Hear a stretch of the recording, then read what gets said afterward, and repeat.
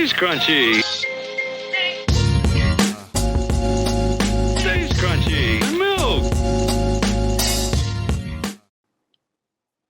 Just as I desired, the Philadelphia Eagles overcame the Washington Commanders. Didn't overcame, put a mud hole in their ass, which is basically what I kind of wanted. But the Chiefs did indeed overcome the Bills, which is what I wanted as well, because fuck the Bills. Hands down. That was a good game, though. It was, indeed. Go on. Oh, go ahead. Well, fuck that racist quarterback, but like I as a long-suffering Cleveland fan, I feel for the Bills because I know their franchise has a history. They even have what do they call it? Wide right or wide left or something like that for the Bills or something. They have a name for their fuck up, like we have the drive and the fumble on Red Right 88. They have been to the Super Bowl 4 times. They go to the playoffs all the time. They are not us. We are not them. This is not the same thing. Because we don't do any of that. So, I'll sprinkle no respect on their name. I just kind of, I don't. Like so my mom was asking about the other day. She's like, "Who you want?" Blah blah blah. And I'm like, "Look, the reality of it is the Eagles is my NFC team." But I'm certainly down to see some history get made if the Chiefs were to win, were to three-peat in the Super Bowl. I was talking about the Dan last week, and I thought I'll holler at you about it now. The first three-peat. Isn't it wild to see how quickly this nation turned on the fucking Chiefs? Oh, people say they love a winner, but no, sometimes they don't. They get a little jealous. They get a little hateful. I remember how popular the Patriots were when they were underdogs in the Super Bowl, and they ended up winning it after the whole Tuck rule and all that nonsense. And now they're just as they kept winning and winning and winning, people started to root against them. Exactly. Because Bach said it last week. I want to make sure I repeat it right. It is Joker. You either die a hero or live long enough to see yourself become the villain. And this is what has happened with the Chiefs. They have exactly. They have lived long enough to see themselves become the villain, which is so crazy. Like I said, because they're out there playing good football with good players, and I respect it. Patrick Mahomes is an amazing quarterback. Andy Reid, a hell of a coach, got his own little look. I get it. I'm supposed to hate the Chiefs because they because of MAGA kicker and MAGA coach and so forth, and Patrick Mahomes' wife being MAGA. So people think that must make Patrick Mahomes MAGA, and I'm like, I don't think that's how that works. But I hear you, I see you, and I understand it. But I root for I'm not rooting for the Chiefs. I am rooting for the Eagles, but I am okay if the Chiefs win, and that's just what it comes down to. But I really, really, really want Saquon Barkley to win because fuck the Giants. It's like several organizations in the NFL that I'm like, fuck you, you're cool, fuck you. Who's next? Because that's just how it goes down, man.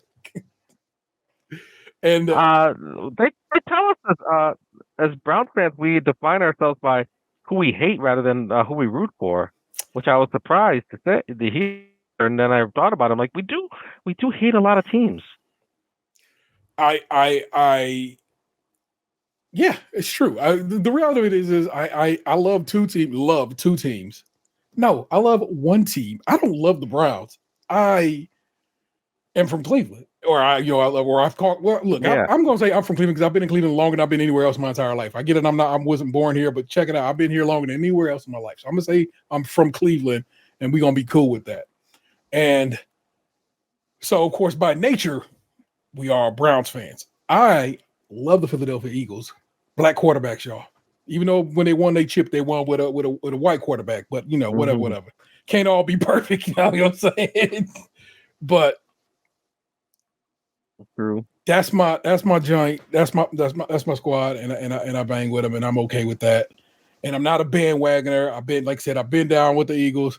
I used to play with the Eagles in NFL 2K5. Was that the last one they did? 2K? Yeah, I think so. And 2K. It was 2K5. Yeah. And I played it on I had that one on the OG Xbox, and you could put your own music in that game. You could put CDs in the Xbox, rip music to them, and then take music that you had ripped to the Xbox hard drive, and it would play as the at the beginning of basically at the beginning when they were introducing the players, halftime, and at the end of the game. So basically, you could do like 2 or 3 tracks to it. And I remember playing Exhibit Saphir and Razcast as one of their songs. And I can't think of the name of that song, but it's boom, boom, boom, boom, boom, boom, boom, boom, boom, boom, boom, boom, boom, boom, boom, boom. And of course, the camera's panning over the stadium, and of course, these graphics are amazing for the time. And it's like, yo, this is so crazy that I got this dope little X to the Z song playing while this game starts. And I loved doing that on that particular piece of hardware, and I love that game. And I swore once EA took the license and nobody else could have it, I would never buy Madden again. And I have stuck by that because T can do it, if nothing else, can hold a grudge. I doubt 2005 was the last time I played Madden. That wasn't intentional. I guess I was holding a grudge with you subconsciously. Yeah, you're protesting with me. Yeah. But I feel like you took a long break. That's what I was doing on purpose. You took a long break from gaming. The last system you had before the systems you have currently was the PlayStation 2. And then you were like, all right, I'm done with gaming for a while because law school. You met your lady, so you're dating and, out there doing that and so forth.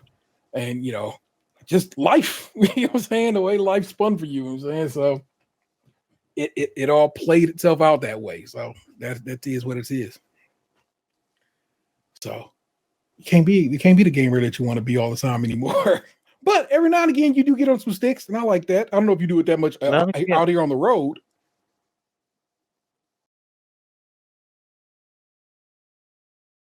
Nah. I didn't hear you. Froze up on me. Oh, sorry. No, not really. Once in a while, like once in a blue moon. Yeah. Well, when you guys settle, and if that is something, might have been a blue moon out last time I played. I don't know if I'm being literal. Well, I figure once you guys settle somewhere, and if that is something you think you want to do, you could probably get a piece of somebody's hardware. What's on this shirt that is I just pulled clean from the closet? Ew. But still, I figured if that's something you are so inclined to do, you could probably pick up gaming as a hobby once again and enjoy yourself. And they announced the Switch 2. I don't know if you heard that. So that is a thing that's coming down the pike. So you'll have that as an option. What? Go on. Why Switch 2 after the Wii U disaster? Because Switch 2 works considerably better than Wii U. Wii U people thought was just a Wii attachment because people are dumb. Whereas the Switch 2 lets you know straight up and down this is the next Switch, just like PlayStation 2 and 3 and all these things. And you can, for whatever reason, it just seems to work immediately. Wii U was like, that's confusing. Wii 2 would have been better than Wii U. Tell you right now. It would have been less like people would have been less like, what's happening here? So Switch 2 is the name. They're going to continue with this brand. The brand has worked too good for them. It's very nearly the best-selling piece of video game equipment ever. It's just like a few behind the PlayStation 2. So yeah, you don't get off of that horse. You keep riding because that's what it is. So yeah, Switch 2. Nintendo doing you proud as a Nintendo head. Yeah, Nintendo head. I don't know. There's got to be a better name for that. I'm a gamer. Is what it is, and I'm a Nintendo, and I am a Nintendo guy. I am sad is far too strong. I am a bit slightly disappointed that they're not coming out and doing something wacky, because that's the fun part about new Nintendo consoles. They come out the pocket and they do some crazy nonsense. You know what I'm saying? But they have not announced everything this system will and can do. So I'm going to be patient. They have is going to be the Nintendo Switch 2 Direct scheduled for April 2nd, which makes me laugh every time I think about it because they were like, we definitely not doing this on April Fool's Day. So nope, because nobody gonna be out here making people think or say some other shit. So I'm like, okay, that's fine. I do understand that. So April 2nd, we'll see what they talk about. Things people have been rumoring about is that the new Joy-Cons, because everything's bigger. So the screen is going to be bigger. It's going to be I think an 8-inch screen. The Joy-Cons are going to be magnetic rather than mechanical slot in. They're going to slot in, but then be held on by electromagnetics. But also there seems to be an optical sensor at the bottom of the Joy-Con, like the side of the Joy-Con, I guess. And so you can kind of use a Joy-Con like a mouse. So I'm excited for the possibility of what that could mean in gaming. Just like, and like I said, all this is just rumor and speculation, but they show what it looks like. And of course, it looks like an updated Switch. And I'm like, that's okay by me. I'm a gamer, bro. I'll have the new Switch, hopefully day one, if possible. And if not, it's soon thereafter. And that's just how your man moves. It can play all the old games, almost all the old games. I'm sure like games that probably require the standard Switch Joy-Con is probably what's going to be like. You can't play that. So like Ring Fit Adventure uses a specific peripheral that the Joy-Con fits in. Well, the new Joy-Con is certainly not going to fit in that. So you're probably not going to be able to do that. So, but I think most games will work fine by backwards compatibility, which is super nice because I have a pretty substantial collection of Switch physical games because that's the guy. And I got a bunch of games I bought digitally, which would be nice to be able to, like, hey, my games just work over here, you know? So I dig it, man. Transfer somehow. Yeah. You know, it all plays itself out. So it's gonna be great. I mean, I really wasn't talking about games, but I mean, while I'm talking about games, the rumor has it here. I actually have it up on my screen unintentionally, but whatever. That GTA 6 is, of course, supposed to be coming out this year. Will it come out this year? Doubt it. Fully doubt it, but supposed to. And well, Wikipedia said 2025. I mean, that don't mean nothing, bro. You know how much that Rockstar will be like, oh, we had to push it back a year just to make it right. But apparently they are aiming at it running at a solid 30 frames per second on console, which is going to probably piss a bunch of people off because they were like, I want 60 frames and blah, blah, blah. And I'm like, I just don't care. I do care when things look bad at lower frame rate, but if everything looks fine and they locked it rock solid 30 frames per second, I'll be fine. But the rumor is that they're going to sell online separate from the main game. And I think that's horseshit. But they've made so much money on GTA Online that I kind of fully understand as to why they would do it, you know? So it's bread, people. Companies are companies and they want to make money. Oh yeah, that's a smart thing. As I look through this thing, somebody's like, they'll probably sell it as $100 combo pack. Can you imagine paying $100 standard for games? I've never paid that much for a just standard game. Yeah, they seem to think that is possibly coming down the pike, but I'm like, nah, I don't. I think if somebody tries to charge me $100 just to play a regular game, like straight up, like $100 for this, I'm like, I might have to be like, I'll wait because somebody gonna put it on sale, or somebody or you know it'll go somewhere used or something. We'll figure it all out. So we'll see how that all plays out. But GTA 5 only $18 at Walmart. What'd you say? The GTA 5 only $18 at Walmart. So there's some benefit to being behind a generation. Have you not played GTA 5 at all? I have not. It's so good. It's like, I understand why it's the best-selling game of all time, because kind of is the best game of all time. So I get it, fully get it. It's an amazing story. It's well done. You got 3 characters you're playing with, and it's a really good game. I hadn't played that since I beat that on. I played it on 360 because it initially came out on 360 PS3 time, but I beat it on Xbox One And I've never played it on the PS5 and or Xbox Series consoles because, of course, it's been out that long that it's hit 3 consoles and PC for that matter. I actually own it on PC. I got it for free from somewhere.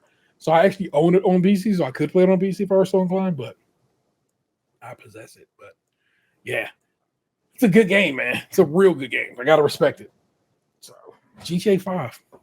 You have not played it.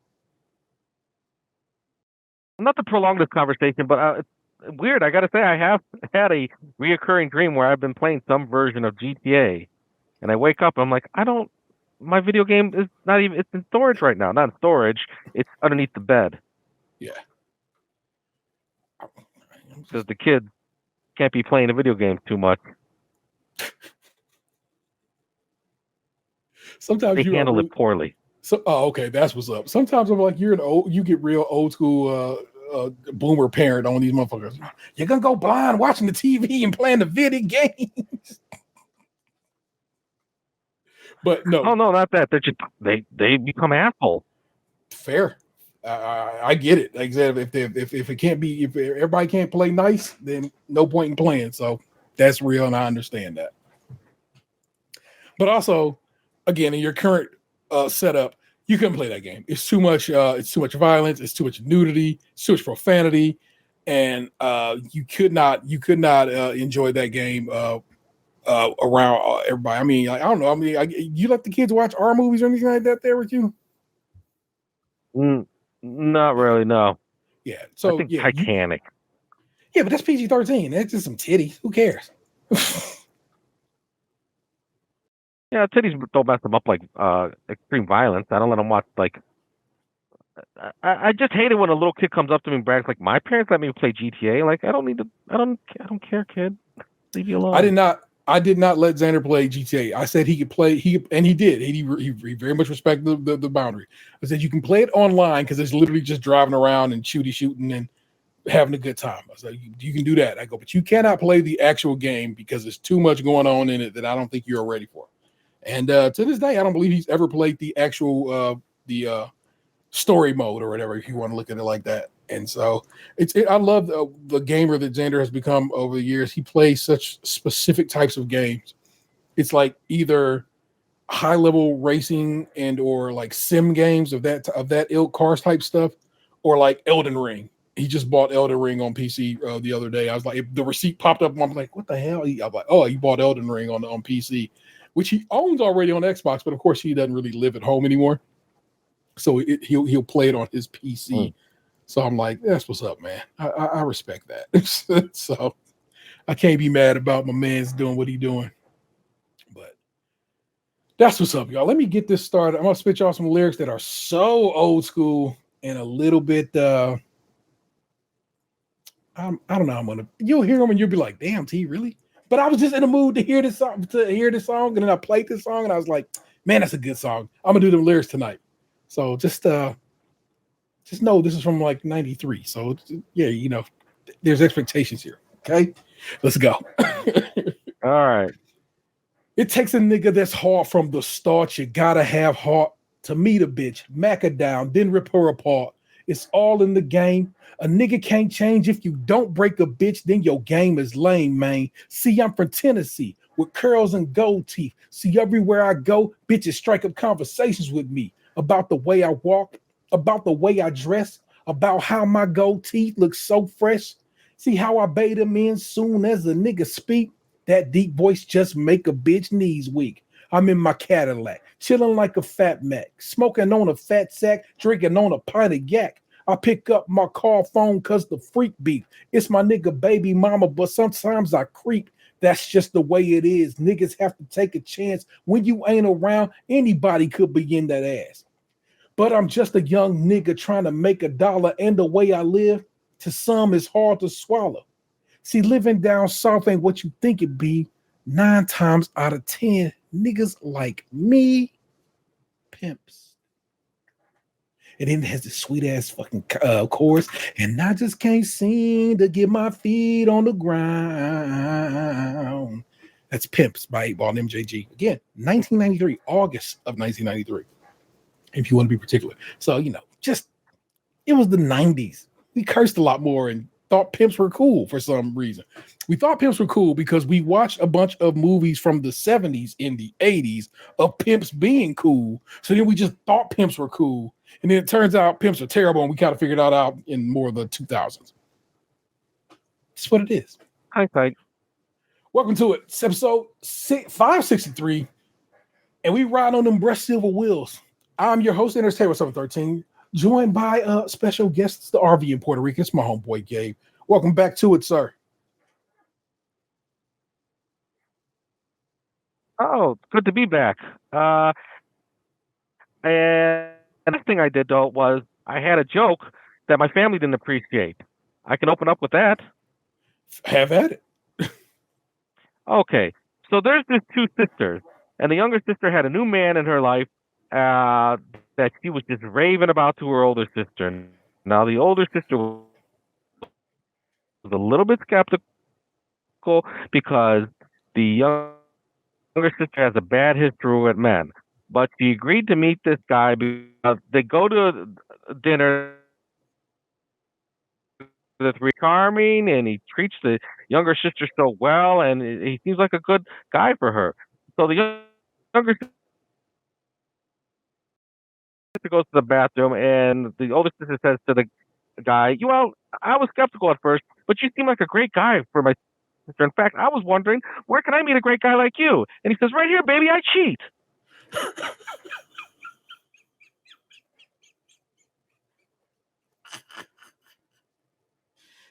Yo, no one in your family is going to like that joke. No one's going to like that joke. The kids are too small, and your wife's going to be like, ew, cheating. Sir, come on.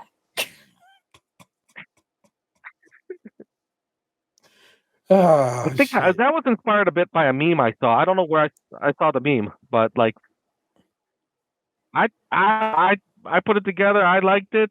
I workshopped it. And I was so proud of it, and I revealed it to my family like a proud joke dad, and everyone's like, no, that's terrible. I liked it, but you know how I get down, man. So standard fare, y'all. I got a couple of news stories for you. Gabe's going to talk to us about what's going on with him, and I don't think anything's really popping in my life. I can tell you a story about having to go collect my child the other night. That'll be a fun one. It's fun-ish. We got some member assholes, and we slide right on out. People, it's breezy just like that. Let me get to your news stories. This is what I was talking to. Me and Gabe were testing this out last night because Gabe's out in the middle of a Texas. Middle of Texas is Texas is far too large to actually say that, on the east part of Texas, and so he's on the old Starlink, and so we had to test and see if this would work yesterday. And while we were testing it, I had pulled up a story from ESPN, but now this version of the story is from the AP, and it is Ohio State quality control coach placed on leave amid university investigation. Again, this is from the AP, and they don't have anybody on the byline? That's uncool, AP. Give credit to whoever wrote this. No, they really don't. That's crazy. AP, that's nonsense. You got to say who wrote this. Or maybe nobody wrote it. The way AI be popping at this point, maybe the AP just let them do it. Ohio State defensive quality control coach Joe Lieberger has been on paid administrative leave for the last month. So that would be even during the championship games. That's crazy. While the university investigates him, Ohio State HR department sent Lieberger a letter on December 27th that noted he would be placed on leave immediately. The investigation is being conducted by the university's Office of Institutional Equity. The letter was obtained Wednesday by the AP through a public records request. The Columbus Dispatch first reported Lieberger's situation and noted the Office of Institutional Equity deals with complaints of harassment, discrimination, and sexual misconduct, among other things. The letter did not specify the nature of the investigation. He's going through proverbial hell and back, said Shamansky, an attorney representing Lieberger. The university sets up a system where the lawyers are effectively neutered and reduced to advisors with absolutely no ability to assist in the hearing in a meaningful way. It's an absolute travesty of justice. This isn't a judicial situation. What the fuck are you talking about, baby? This is a work situation. Anyway, Shamansky said the university hasn't given him any indication of how long the investigation could take. The university chooses to keep people in the dark and maintain a system of, we'll call it, pseudo justice that puts the accused individual under an incredible disadvantage, he said. This is done by design because the university is regrettably interested only in itself as an institution and not in protecting basic rights of the accused, whether they be student, coach, employee, and athlete. They couldn't care less. Lieberger has been part of O State's football staff for the last 4 seasons, which means he never beat Michigan. He previously had worked 2 seasons as a defensive assistant at Bucknell, and he was a graduate assistant at Ohio Dominican before that. Dominican? I'm sorry, I need to know what Ohio Dominican is. What is Ohio Dominican? Ohio Dominican University is a private Dominican university. And what does that mean? What is a Dominican university? I'm just thinking about Dominicans. And Does Ohio State have a campus in the Dominican Republic? Hold on. I need to know what a Dominican university is. Private Roman Catholic University affiliated with the Sinawa Dominican Sisters. The congregation of the Holy Mother, the congregation of the Most Holy Rosary of the Order of Preachers, better known as the Dominican Sisters of Sinawa, is an American religious institute of regular or religious branch of the Third Order of St. Dominic. It was founded in 1847. The General Mother House is located in Sinawa, Wisconsin. The congregation was founded in 1847 by Samuel Mazzucchelli, O.P., pioneer Italian Dominican friar and missionary priest of the upper Midwest. What is a Dominican friar? I guess it's a missionary. Commonly known as the Dominican Order, is a Catholic mendicant, Mendicant. I've never heard that word before. Mendicant order of pontifical right that was founded in France by a Castilian priest named Dominic de Guzman. It was approved by Pope Honorius III via papal bull. Religiosum Vitam on December 22 December 1216. Members of the order, who are referred to as Dominicans, generally display the letters OP after their name, standing by Ordinis Praedictorum, meaning of the order of preachers. Membership in the order includes friars, nuns, active sisters, and lay or secular Dominicans known as tertiaries. All that just my brain would not be sated unless I found out what the hell a Dominican was in this regard. How many layers? What's going on over there? Anyway, this coach who used to be at the Catholic Church. The Catholic Church is interesting in that, but then you find out there's layers of Catholicism that you never knew existed. So it also becomes like, that's crazy. Who knew there was extra Catholicism to be had? Truly, I did not. But I guess all churches are kind of like that when you think about it. You know what I'm saying? There's like different versions of Baptists and Methodists and so forth. So why wouldn't Catholicism have some layers and levels to it, you know? All right. That's that news story. Yeah, is it like Gibson, like a super secret Catholic? I mean, clearly not. If they got a full old, schools all over the place and nuns and fathers and the like, it's just different. And Dominicans. Also, it had to be where the Dominican as a republic got its name from, probably, if we looked into it. So maybe. Probably. Yeah, your other news story. I find this very interesting, and maybe you will as well. This is from the Ohio Capitol Journal. Nick Evans on the byline. Bipartisan group of Ohio lawmakers offer a new approach to repealing death penalty. The proposal would link capital punishment repeal with prohibitions on state funding for abortion or physician-assisted suicide. Ohio lawmakers from both chambers and both sides of the aisle announced a measure Tuesday that would abolish the death penalty and prohibit any state funding from supporting abortion services or physician-assisted suicide. Ohio law already bars state funding from subsidizing abortions, and physician-assisted suicide isn't legal in Ohio, so kind of unnecessary, but whatever, I'll take it. But the sponsors describe their three-part approach as a statement of values bridging the gap between two very different political outlooks. The proposal's Big Ten approach to pro-life mirrors the Catholic Church's positioning on the idea, and representatives from the church were on hand to lend their support. Man, I didn't mean to make this all Catholic all the time, but that's just how it's turning out, people. Sponsors place their greatest emphasis on ending the death penalty, but outside groups are criticizing lawmakers for connecting three different policy questions and warning the bill could undermine access to abortion care. Well, let's get to that part. Sponsors take. State Representative Jean Schmidt, Republican of Loveland, described how she previously supported the death penalty when she served in the Ohio legislature 20 years ago.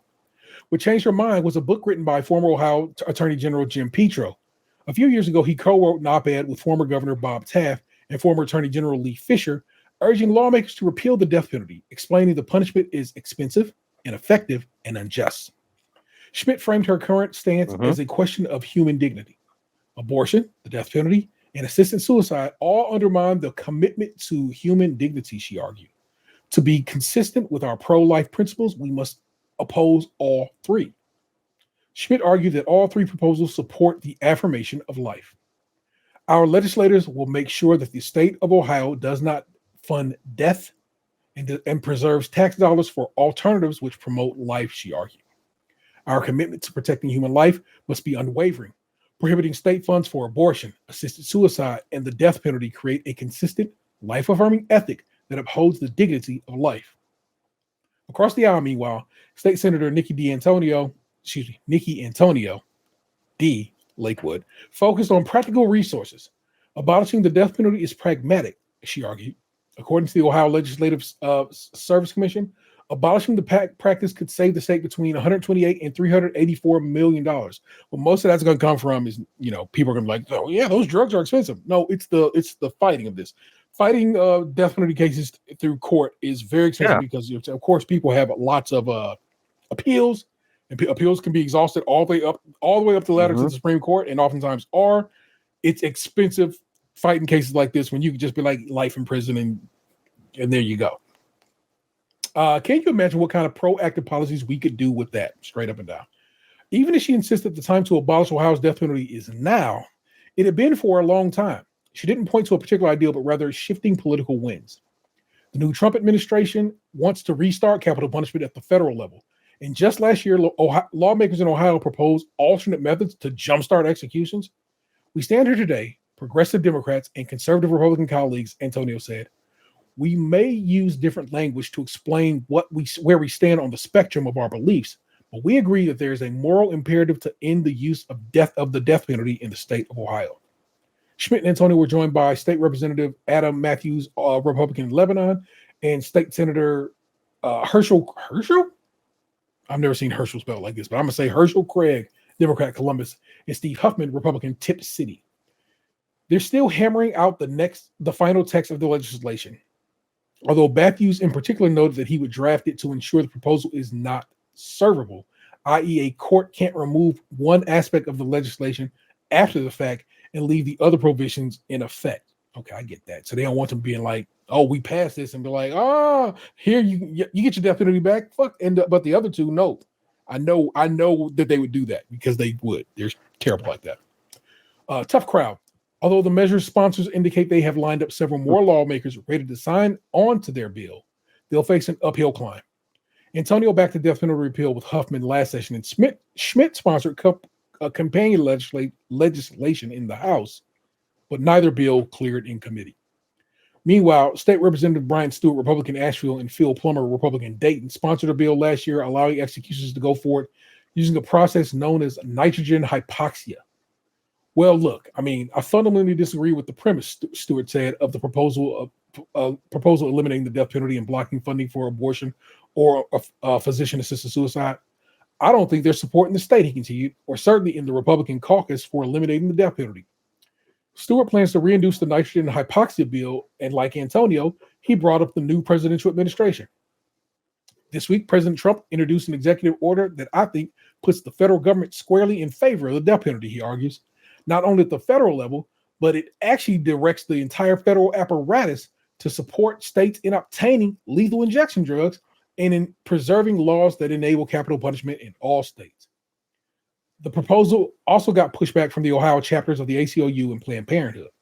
Planned Parenthood Executive Director Lauren Blovelt called the measure anti-democratic and argues it shows how low out-of-touch politicians will go to taint popular legislation with abortion stigma. Okay, the sad reality is what they should have been focused on. What should have been a focused effort to end the death penalty in Ohio devolved into yet another anti-abortion spectacle. Blovelt said, "We can end the death penalty without sacrificing the gains we made for reproductive freedom. While ending the death penalty in Ohio has been long overdue, conservative politicians have aided unconstitutional abortion restrictions as a Trojan horse, allowing our government to dictate our personal health care decisions." In a joint statement, ACLU of Ohio legal director Friedrich Levinson and policy director Jocelyn Rosnick blasted the bill for manipulatively interweaving unrelated issues and expressed disappointment given what they see as progress building a coalition in opposition to the death penalty. Our organization has maintained an anti-death penalty stance since our founding, they said, but this bait and switch bill is a wolf in sheep's clothing, slightly designed to limit how public funds can be used for abortion care and coverage. Furthermore, supporting death with dignity is a long-standing ACLU principle. The sponsors insisted that nothing in their bill would violate the Reproductive Rights Amendment approved by voters in 2023, but the ACLU isn't so sure. In particular, they worry the blanket prohibition on state funding could wind up denying access to abortion medications. The proposed legislation violates the Ohio Constitution by deliberately undercutting the Reproductive Freedom Amendment they warned. Should this bill pass, litigation is not off the table. I hadn't read the whole thing before now, and I think I was just excited with the idea of politicians saying, fuck the death penalty, when we had a president just the other day said, I want death penalty. But reading through it, I'm like, Well, yeah, they didn't have to add that other stuff. I agree with that ACLU spokesperson. Yeah, it's shady bullshit, and I get it. You try to pull some stragglers off the other side and hope for the best, but the reality of it is man, they shitty. They will not as a caucus vote for this, and the death penalty in Ohio will go forth as it is. As for the federal death penalty, luckily, I don't know if I want to phrase it that way, but it's the word I'm going to use. Before he left office, President Biden pardoned everybody on federal death row, with the exception of, I believe, 2 to 4 individuals. And so I guess if Trump want to kill those 4 guys, have at it, buddy. That just means federal. At that point, that means all of federal death row has been cleared, and everybody else's sentence was commuted. So we good. According to IG comments I've read, they're running around in the streets killing people right now. People don't know what things mean. They don't. So because like in their mind he spent the rest of life in prison. They believe he pardoned these individuals, but in reality he commuted their sentences to life imprisonment. And people are morons. Yeah, exactly. People are stupid. And that totally is one of those things like building a wall, like using the military to deport people that seems like you're tough, but is inefficient and ineffective. Yeah. See, easy as that. That's your news stories for the week. They were both Ohio-based stories, as you can tell. And so we're going to give it up to Gabe at this point. It's a little Gab with Gabe. But hold on, Gabe. I got you a treat, baby. I made you a little video package. I was showing Gabe our various video packages last night, but you have I'm excited.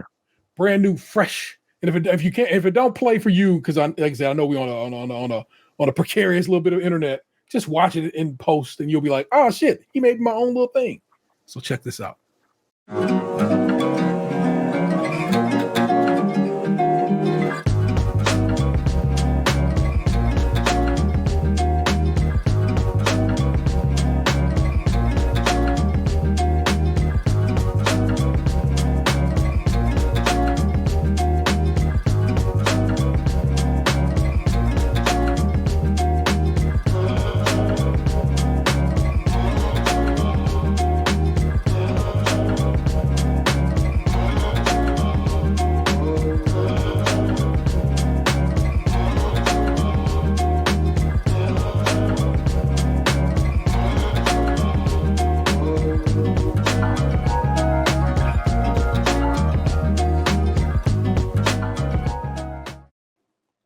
I also learned how to fade in Adobe Premiere today for that intro.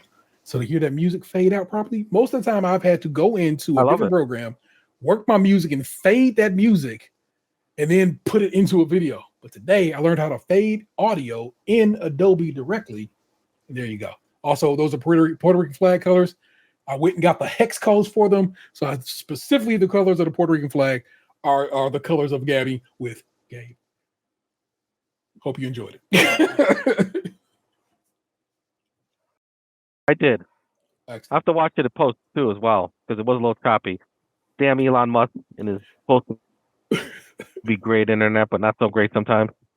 Well, it's all travel related stuff because I know you are, of course, traveling the world. The RV, we call him the RV of Puerto Rican because he is still on the road in an RV with his family, making his way back and forth and up and down throughout this great nation of ours. I am.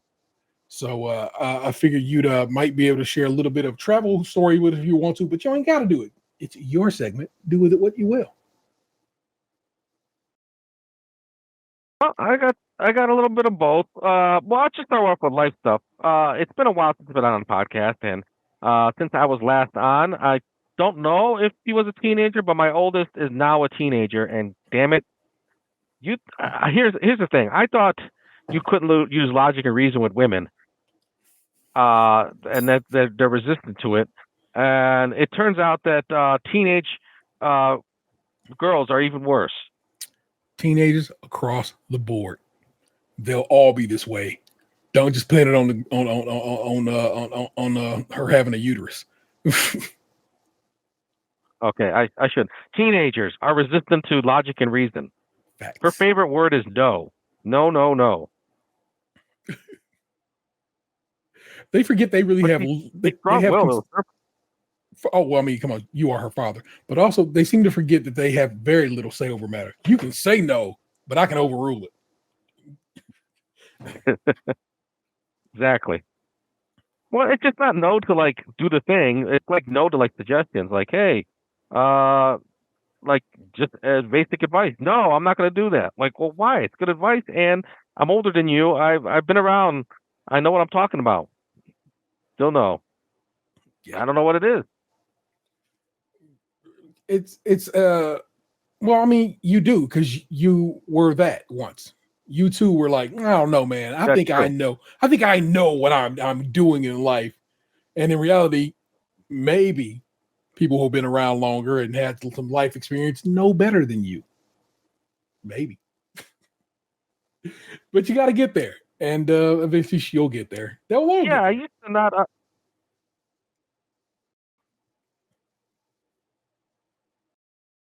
These movies and TV shows where the martial art expert will try to tutor a young martial artist and try to guide them and give them all these lessons and whatnot. And they were like, I don't want to do it that way. I'm going to go and fight the guy without the training, and I'm not going to try it your way. I'm like, man, why don't they just listen? This is the legendary Mr. Miyagi or the legendary oh shit, what was that? Sonny from the Into the Badlands. And like, no, they don't. It's just a teenage thing. They don't listen. Their frontal lobe isn't developed and won't be for a well past teenager. In fact, you know what I'm saying? So it's going to be just kind of what comes with it. But what good things have come with having a teenager? No, don't take my pause as to mean that I can't think of anything. I know you're considering it. She's strong-willed, and I respect that, and it will serve her well in life. So it's nice to see them becoming the person that they're going to be in the future. There's certainly a lot of independence. They're starting to develop a taste in music that goes beyond like all the all the kiddie stuff that they used to grow up to. Yeah. What grooves? And it's not going to be long before I have two teenagers in the home. Mm-hmm. Yeah.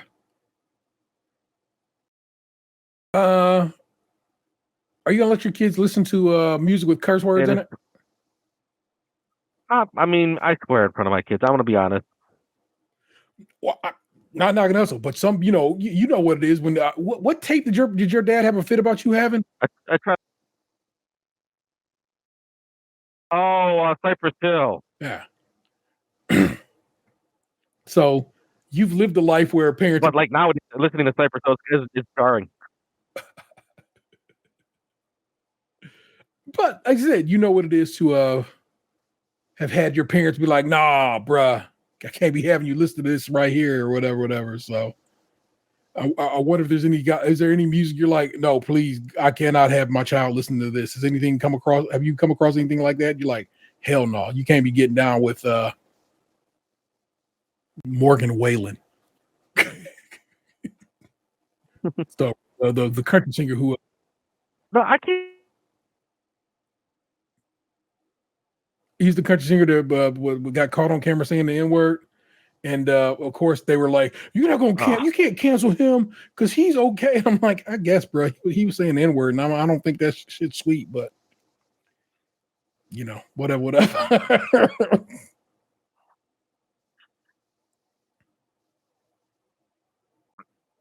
Cancel whoever. Oh shit! Sorry. Cancel whoever the fuck I want. Yes. You're not gonna be telling me who I can't and can't have a problem with. Yeah, these are okay. I'm gonna get into a little side rant here. I hope this is okay, and I'll get back to the teenager stuff.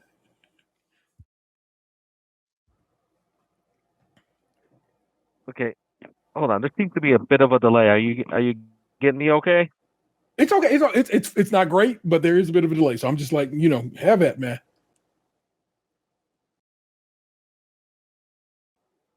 Okay.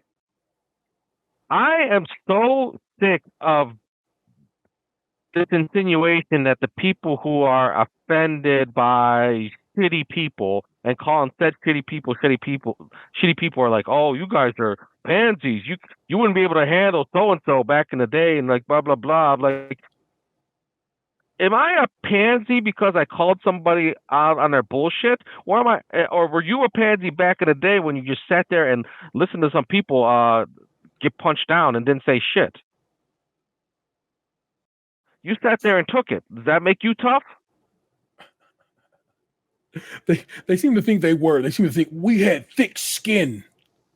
Well, no, you're just a little you're soft as baby shit is all it comes down to. You ain't got no fight in you. Yeah, you couldn't say it. Exactly. I'm not gonna let some motherfucker asshole call at a political rally, not a fucking not at the comedian club or at a roast, call my people garbage and sit there and take it. That don't make me a pansy because I say fuck that guy. He ain't gonna be talking shit about my people. Facts. You've said nothing wrong or out of order to your man says so, but hey. Okay, good. Because like I figured we'd be on the same page on that, but like I'm not gonna hear that anymore. I'm not gonna hear like this generation fighting back being called pansies because they won't take that shit no more. Yeah. I say good for them. Bro, you're offended? Maybe we should have been offended. I literally grew up with a song called "We're Not Going to Take It." So I mean, I'm sorry, guys. We're not going to take it anymore. It just comes down to it. Sorry, buddy. I was raised on that shit, and I ain't got to take your nonsense. Fucking just like soft as baby shit, man. I swear to God, boomers is awful. But then, as it turns out, a lot of the Gen Z is becoming awful, following the damn boomer path. So, well, it goes back to die a hero or live long enough to see yourself become the villain. Facts. That's exactly what it is, man. Back to what your child is listening to. What music? You said you don't know where they kind of know what they listen to, like artist wise, and that is true. Xander, yeah, I don't. I was gonna say Xander is 21 years old and I'm talking about he gonna go see somebody in concert. I'm like, who the fuck is that? So I'm with you, man.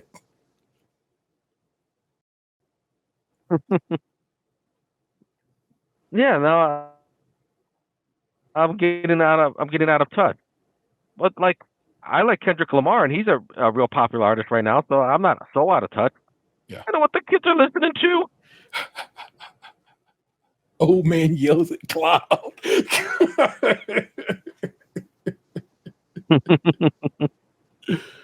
But nah, man, you know, it's like that's the both, I guess, the fun part and not so fun part is that music, the way music is delivered, people come across artists that they've made their own via all kinds of means. They show up on YouTube, they show up on Spotify, they show up wherever. And so people are like, oh shit, I bang with this particular musician. Their friends say, hey, check this music out and whatever. And it's like, oh, hey, shit, I get down with it. Chaffee's son makes his own music at this point. You know what I'm saying? He's his own style of musician and own type and makes his own little joints. You know what I'm saying? That's where kids are these days, man. So I don't know. I both kind of dig it and am kind of like, oh man, I'm old. So, you know, the best of both worlds. I embrace the oldness. Sometimes I'll just say like I like what I like. I listen to the song that's like 25 years old. I don't care. It's more I'm just grateful to be here, you know? It's my song and I love it. Yeah, so I will take the blessing of being old, if you will, if that's what you just want to call me, because that means I have managed to stay here when others have not. And I think that's pretty okay. So call me old. I'll be that. Oh my God. What's going on with the what we've always referred to as the little ones, because your two youngest kids? What's up with their path, their development? One's gonna be 10 this year, double digits. The other one going on 7. Yeah. They're still my little ones. They're still snuggly and loving, and still have these rose-colored glasses when they come to dad and mom and dad. Except if I don't let them watch TV or have a cookie at 7 in the morning, then I'm an asshole. But you know what? Well, they were calling me asshole. Can I have a cookie?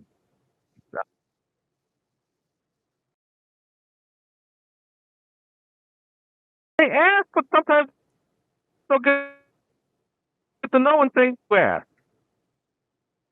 To be polite, I guess, but I'm gonna do it anyway. I'm gonna put some respect in the name for, like I said, for the time, because it used to be they would sneak, army crawl, knock things all over the kitchen, fuck up the house left and right, trying to get to a treat. And now they're like, look, maybe I can, if I ask, he might say no, but this day might be the day where he like, I'm gonna slide you a cookie, little man. Shh, keep that between us. Sometimes I do. I trust as much, sir. I know. Flattery gets you a little bit. I'll get you a little bit in my home. You draw me a picture of me and you holding hands, and there's a heart in between us. Yeah, you might get a cookie in the morning. Oh shit! Take advantage. You know what I'm saying? Why not?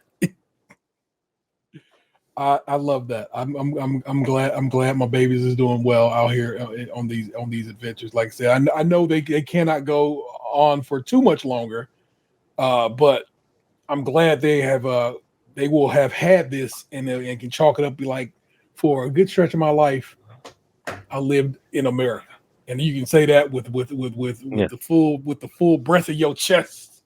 Like you're saying, like, not a little bit, not a lot, all coast to coast, baby. In Canada, a couple of times on accident. Yeah, which they did not enjoy. One time on purpose, though. Fair. They got that good Kit Kats. This is what I was talking about, kids. These are how Kit Kats could be.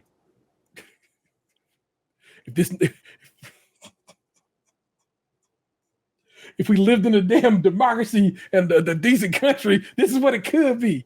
Your chocolate could be rich and delicious and not full of chemicals. Is Robert Kennedy going to get us good Kit Kats? No.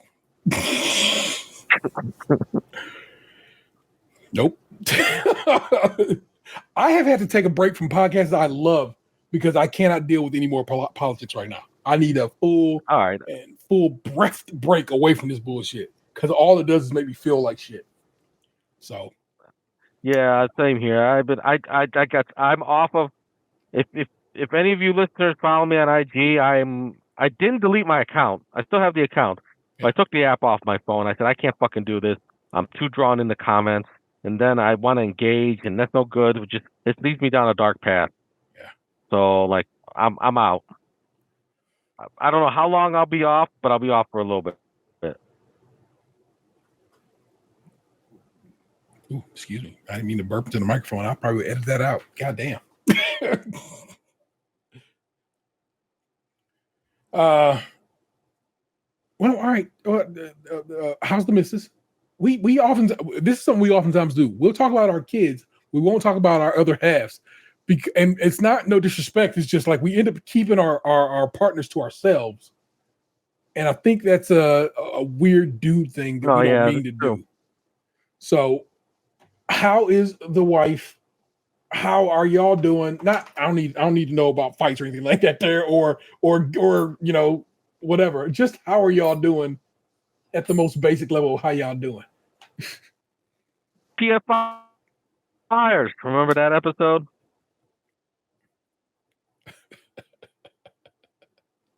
What a time. But no, things are good. I think she's experienced a little travel fatigue, though. She does not like our. I don't want to get into politics again, but there's things she doesn't like about our current environment, and one path to resistance of the system is not to partake in the system. Grow your own food, and can and not so much. And this, let's be frank, this travel lifestyle is a very consumeristic lifestyle. It's kind of built into it. You can't grow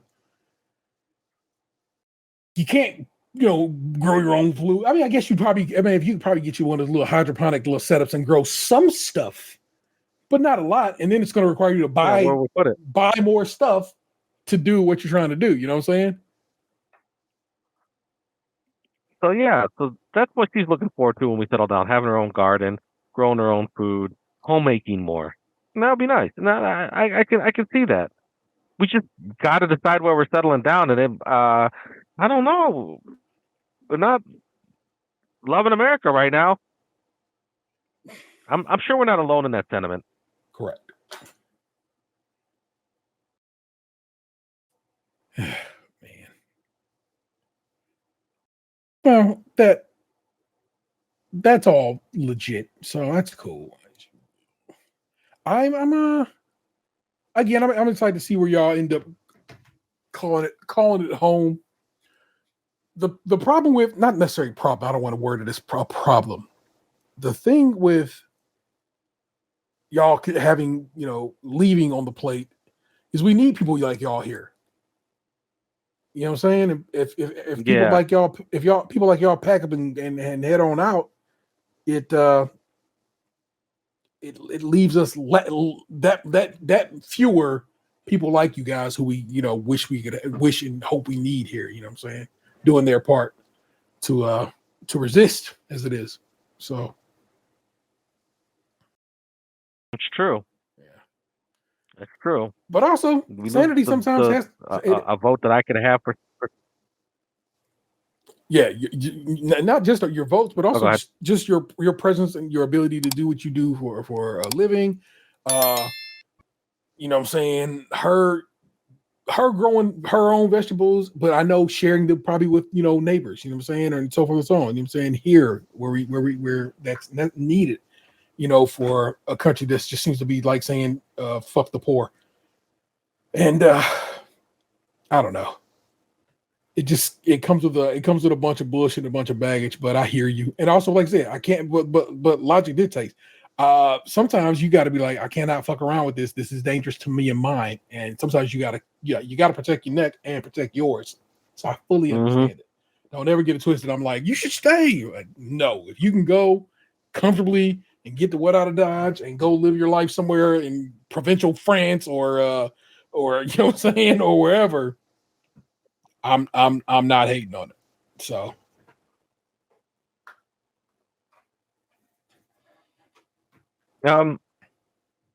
but jeez, I don't know when the last time I talked about our travels.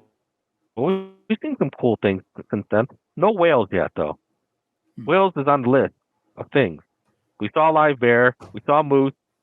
We saw bighorn sheep. I don't know why I wanted to see a bighorn sheep for some reason. They got big horns in their teeth. They're not a big deal, but it was a big deal to me, damn it.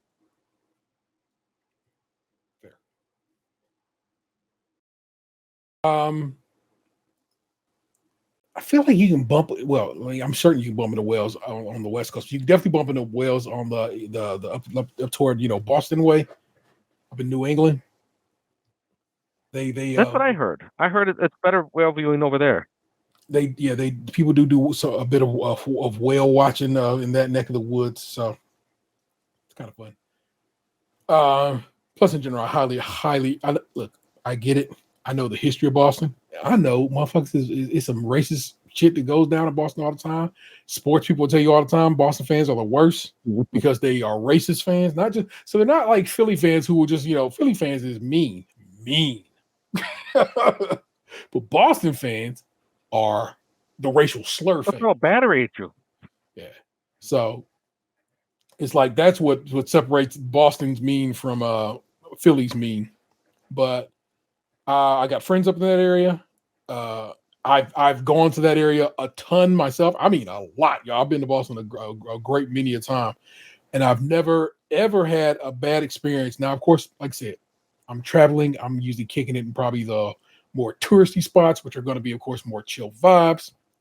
But like I said, I have been in that city, and everybody has always done right by me.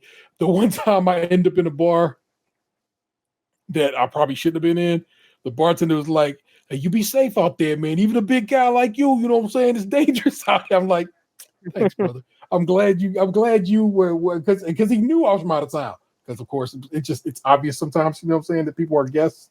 Right. But I like that he still was like trying to look out for me, you know what I'm saying? And so, like I said, I've had good experience in the city of Boston, so I respect that. So I highly recommend a visit to that neck of the woods up in New England, because I dig it, man. I think you dig it too. So you get a chance, go ahead, get your Boston on, sir. Might do that. What I always ask this, but just because I'm always interested in knowing, what are y'all places you haven't been? You're like, I absolutely 100% got to make sure I hit this before we call this done.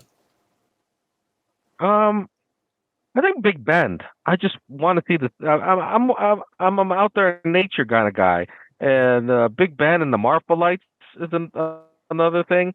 Now, where's that located? Both of them here, Texas. Both of them are located in Texas. Marfa Lights is supposed to be this odd, weird, chilling experience that I'm a thrill seeker, so I don't mind running up on some ghosts. Fair. Like, run up and get done up, ghost. Should I look up Marfa Lights? I'm not explaining it well. If you spell it for me, I will look it up right now, and we can go over it.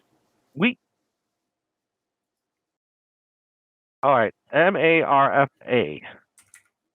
Marfa Light. Marfa Light, LIGHT. It's a phenomenon. Marfa Light. Yeah. Oh, 2 words: Marfa space lights. Marfa lights, also known as Marfa ghost lights, are regularly observed near Marfa, Texas, in the United States. They most often are seen from viewing area nearby, which community has publicized to encourage tourism. Scientists observing the lights over the period 2000-2008 concluded the lights were the results of automobile headlights being distorted by warm desert air. According to Judith Bruce, the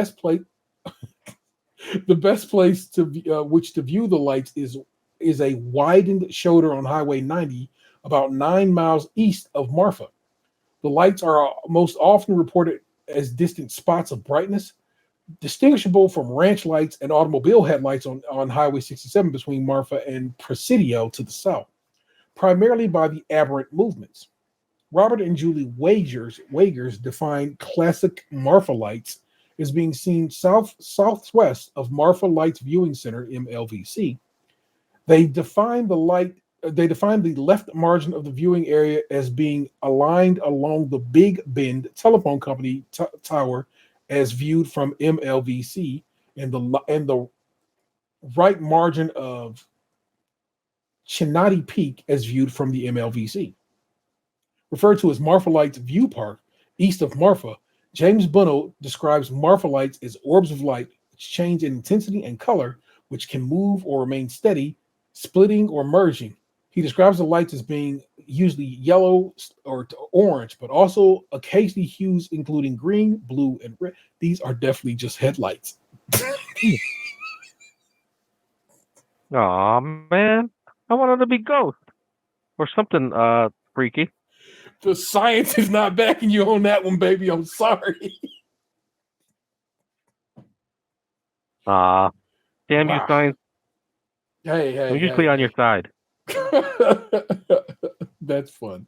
Hey, man, you can go see him and say you saw him, and there you go. It's easy as that. I see where it's at. It's way over here near, what is that part of Texas? Basically the straight line part of Texas, but like kind of deep. So it's like I'm not going to lie to you as I look at it. It's pretty close to Mexico. So.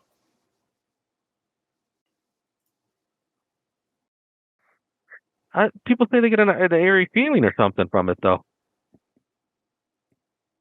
I mean, but people always say shit like that. Here, I'm gonna pull this up for you so you guys can see the where Marfa Lakes be popping off on the map here. Give me just a second to share my screen. Window. All right. Marfa Lights share. And this is the Marfa Lights situation in Texas where all this belongs. Oh, there. Right there, right up against the Mexican border. So, actually, I should give you a bigger look. Give me a second. Actually, I can see it, but I was open. Yeah, and you see, like, this is all of Texas, and when I say the straight line part of Texas, this is what I'm talking about. Right here is where this situation will be popping off at. I wish I could zoom that picture a little bit. Let me see if I can with the little cheating. Yeah, kind of make it a little bigger, you know what I'm saying? Not great, but yeah. Mexico right here. I believe Oklahoma is this. So what is this? Colorado? This right here, the square? Yeah. Or Kansas. No, that's not Kansas either. I don't know. I'm not sharing my screen, so I don't know where you're. So here I'm waving the mouse. I don't know why I'm pointing to it with my cursor. You can't see it. So above it, we know is Oklahoma. I saw your mouse moving. So the square right here is that Colorado? I think so. Yeah. So we did. I realized the last couple episodes. You should know as a traveler of this country. I should know. But how funny, because several times recently we have really gotten into the old geography. Yeah, it's geography. Yes, yeah. Got real social studies on these fools on this show. So now I just want to get a good look at the map. Here, we're just going to say. Super right. I said it with such confidence. I just want to be able to. Can I just click on the word? I don't want West or East Texas. I want a map of all of Texas. You so and so's.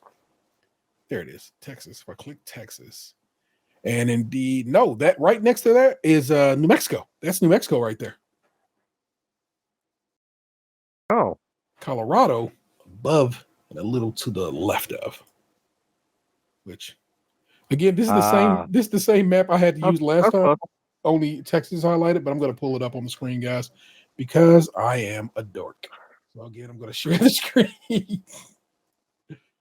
I'm sorry I can't help myself, guys. I'm super into geography and maps and all that good stuff. Cartography, I guess, if you were. Oh, that is New Mexico. Yeah, that's New Mexico sitting right. Colorado's a square state. Yep, right there. That's Colorado sitting right there. Wyoming right there. I knew Oklahoma was right above it.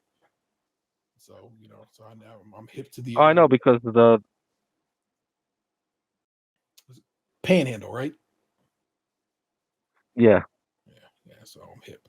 So, the Marfa lights are right around here. So, and remember, Texas, massive. This map, I feel like our maps don't do Texas justice because huge. It's huge in ways because you think, Ohio can fit in there and Indiana can fit. No, it's so big. Like a couple of days to drive across Texas, right? And driving around is a pain in the ass. Like, yes. Yeah. So anyway, I'm telling you right now, bro, you get up in here, you hang out in Massachusetts, get out here on the coast, the Cape and stuff like that. They're lovely. You know what I'm saying? Fuck both of these states. I mean, I look, love the Vermont. Ben and Jerry's are from there, and they out here. Some people there are fighting a good fight. So word to Vermont. But Massachusetts is pretty great. Rhode Island kind of nice as well. No distinct yay or nay to Connecticut. Whatever. Fuck them. But like I said, I always love for this little situation right here. I love Maine as well. But you've been to Maine, so you know what it is. So, yeah. Respect. I've had my lobster roll. Yeah, good lord, it's so good. If you have not had a lobster roll, you're playing yourself. But there you go, man. I mean, not there you go. Honestly, you know what I'm saying? I know you can tell us so much more, bro. How's the RV holding up and all these travels and so forth?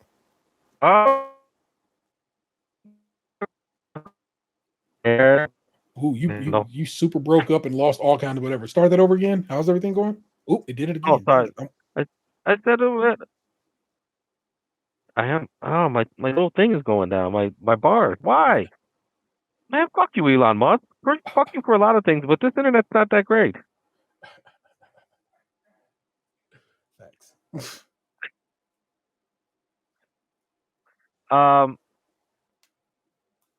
Yeah, I could tell a ton of things. I could spend 2 hours talking about what we've done since the last time I've been on the show, and I still have stories that I just skipped over. But like I don't, I'm hoping to be back on to talk about this shit with a proper internet connection. Yeah, I don't know. Should I drop the Starlink is raved among the full-time travelers, but it's not doing great right now, and I got no obstructions in the sky. Yeah, I feel like Starlink is good for clear shots of the sky. Basic interneting, but the reality of it is we're doing some high-level shit here. We're both uploading and downloading video packets back and forth to each other, and I don't know, man. It's not. I'm not saying it's perfect, but it ain't bad. You know what I'm saying? It could be way, way worse. So, okay, cool. I respect it for doing I've had worse. Pulling off. Oh, faux shizzle. So you know what I'm saying? I'm putting respect on the name. But you saying the RV is doing well? It's holding up. You're doing well, pushing it all around this country. Yeah, truck's doing okay. Yeah, truck's doing okay, but like the kids are getting kind of big for it, so that's another like indication. Like, if we've been doing this too long, the kids are getting too big for the RV, and there's just nowhere to go when they're mad at you, so they don't storm off and slam a door. They just go into their bed. You can hear them talk shit about you. That's trill as fuck when you think about it, though. Like, I ain't hiding what I gotta say about you, old man.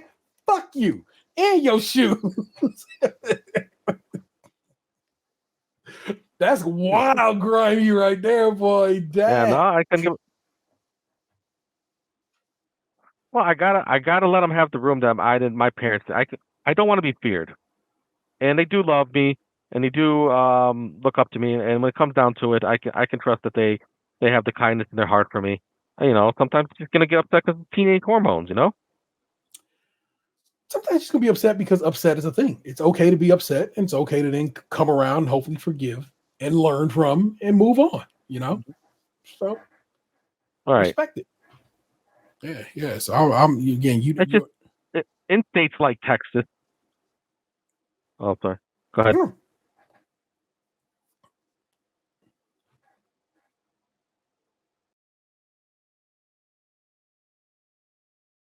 Trying to let my man cook, and it was his internet. Can you hear me now?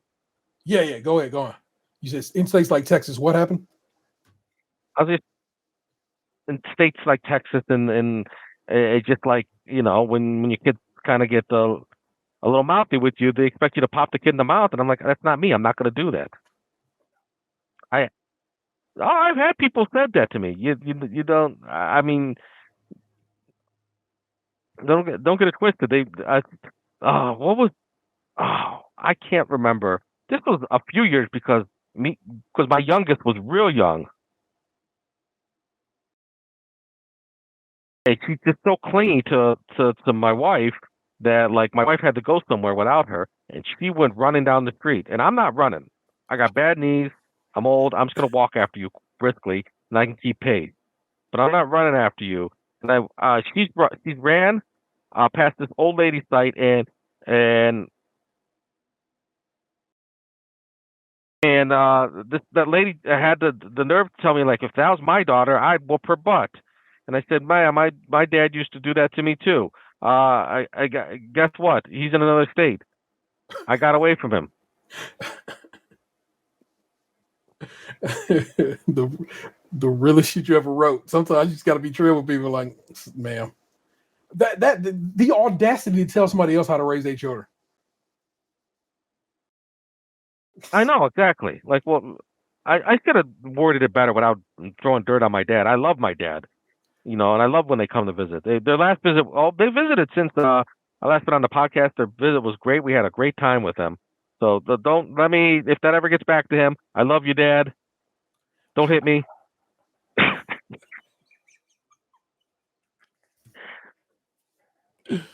Oh shit. Hey, and my own mother as she's gotten older has been like apologetic for things she did back in the day that she knows now with age and time was not great.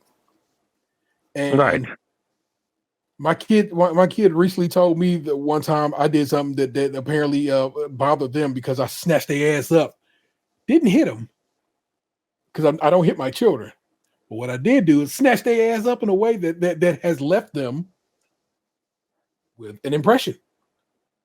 And so I'm like, oh shit, that's fucked up. That's fucked up of me to have done something to you that clearly has affected you in that way. You know what I'm saying? And so errors are still made even as you try to be better. Yeah. And so, players fuck up, man. It's real. So, but some parents don't have that strength. Yeah. And just and they don't know don't even know that that's an option because their parents would have never. You know what I'm saying? So you forgive and you try to do better. I'm glad that your relationship. I'm glad that they have learned because it didn't start this way. But your parents have come around and learned and are you know what I'm saying? That all the more better. You know what I'm saying? And now they get to, they come and kick with their grandbabies. Because like I said, that's dope. You know what I'm saying? They're trying to not miss out on on their lives while you guys are out on the road. And that's pretty dope. So respect some fun times with them. Yeah, respect to your folks, man, for becoming all the better in their as they age, You know what I'm saying? Use a butt, man. Use a butt as a child, bro. Sometimes they had to probably get at you. Jumping off of cliffs and shit, man. Oh my god.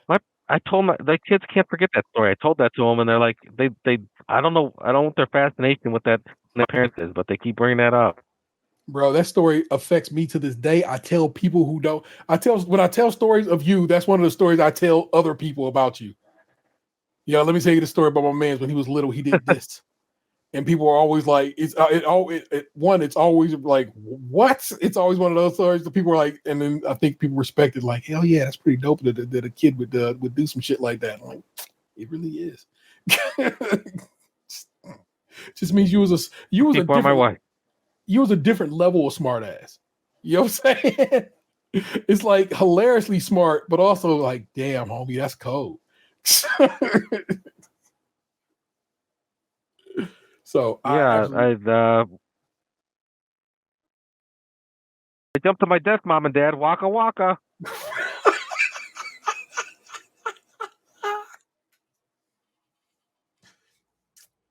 Pretty hilarious, man.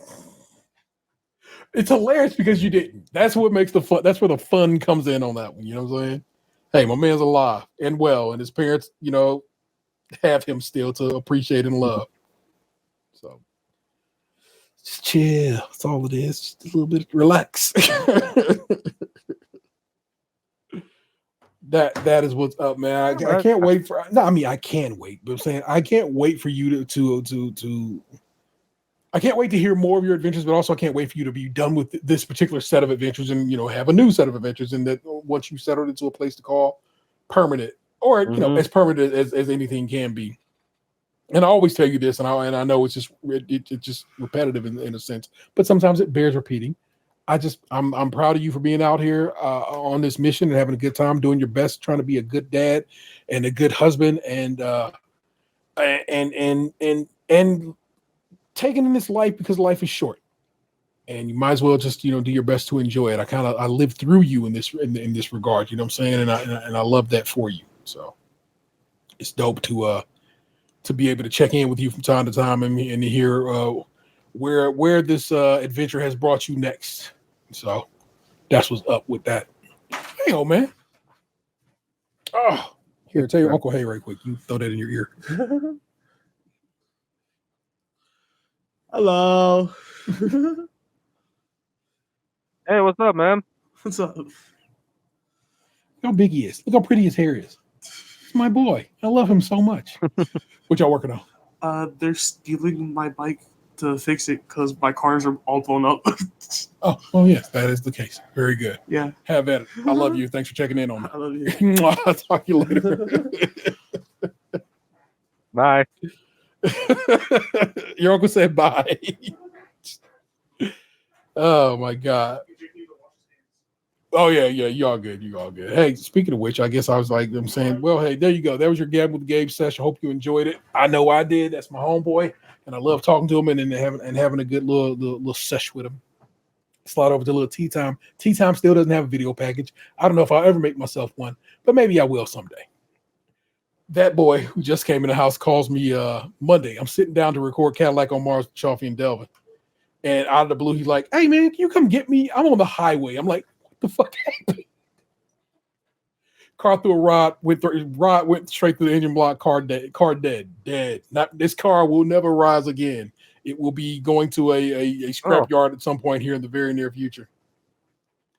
So, but I'm having to go get him off the highway.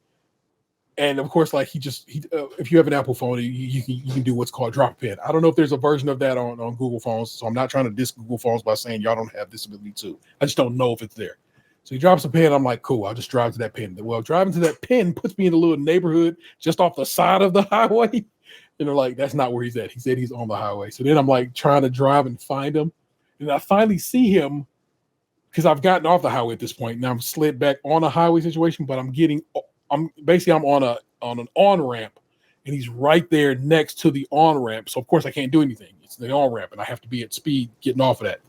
So I have to go down the road, turn back around, go by the airport, swing it around to get back on the highway because he's at the Snow Road exit off over there by the airport. If you want to know where my kid was at, so I have to go over there, come back around, and then kind of slide in and collect him from there, which I did. And then he went the next day to go get the car towed home. So it is in the driveway right now. But adventures in parenting don't stop when you got a 21-year-old even. So never, ever, don't ever think that the phone call can't come in and be like, hey, man, come through right quick. Because it does, people, it does. And I had to chuckle at that it even goes down like that. I gave him a little advice on his 21st. I don't know what required the advice, but just in case, I said, have between each drink, have a glass of water. So fight off the hangover. So when we got home he's after, not much of a drinker, he wouldn't have to worry about it. For sure. When we got home after his birthday party to come here and then eat what did we come home to eat? His pie. Because remember, he gets pie for his birthday. He's not a cake man. I was like, Uncle Gabe said to make sure you drink some water, you know what I'm saying, with your drink. And he was like, went right to the kitchen, filled up a big old one of my water bottles, and made sure to drink him some water right then and there, man. So don't think your advice went unheeded, because it did not. He definitely listened to you and made a point to go get him some water. Gabe is my children's godfather, y'all. You know what I'm saying? We don't do it godfatherly, you know what I'm saying? Like, we didn't go do this in the church or anything like that there, but he's right. It's levels to this shit. That Gabe is not just, my homeboy. That's family to me and to my children. And so, yes, your advice was heeded, sir. Is what it comes down to. Is what I'm saying. So, know the wisdom you share. I'll call T Uncle T. I am Uncle T, and it makes me laugh every time they show up and we talk for a little bit, because they're my well, no, it's like I said, that's the point. They're not my babies anymore. I mean, I got two little ones, but they are so big now, and every time I see them, and I'm like, bruh. Like, Gabe's wife is basketball tall, and his oldest is definitely slowly but surely taking after her. So she's gonna be Duncan height at some point in the very near future, which means when the next time I see her, she's gonna be like up to my shoulder or to my ear or something. I'm gonna be like, holy smokes, look at my baby. So that's what it is, y'all. It's fam. It's how we get down, y'all. But let's get to it. I'm trying to get we were supposed to do a relatively quick show, but of course I don't get to talk to my homeboy that often, and so we over here just jabbering and jawing. Let me hit y'all with some Emma the assholes, and then we'll take care of the rest of the business and slide on out. But if I'm doing some Emma the assholes, it means you gotta get this.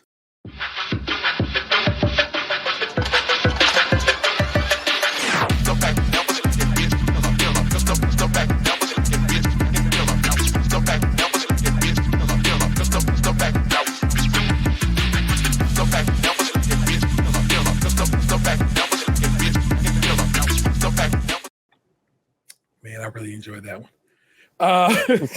Each week we head to the subreddit Am I the Asshole on the site Reddit, which, then this is broken up into little subgroups called subreddits. And this particular subreddit is called Am I the Asshole? And I go in and pull a range of selections from these. And if they all hitting, well, we knock them all out. If only a couple of them are hitting, we only do a couple of them. Every one of these is relatively short, so we might be able to kill them all off real quick. But if you have one, you're like, I ain't trying to deal with it, no worries. But here they are as follows. Am I the asshole for not telling anyone I was arrested? I relate. Here's another one. Am I the asshole for wanting my boyfriend's kid to work or go to school? And then the last one. Am I the asshole for making my cousin my flower girl? So. I consider okay. We can do all three. Yeah. I'm telling you, they're super brief too. So, which one do you want to start on? The arrested one, because I got a little story that goes with that. Fair enough. Let me jump to it. Am I the asshole for not telling anyone I was arrested? So I was arrested about 6 months ago in the great state of Florida for the crime of underage drinking. Well, please don't.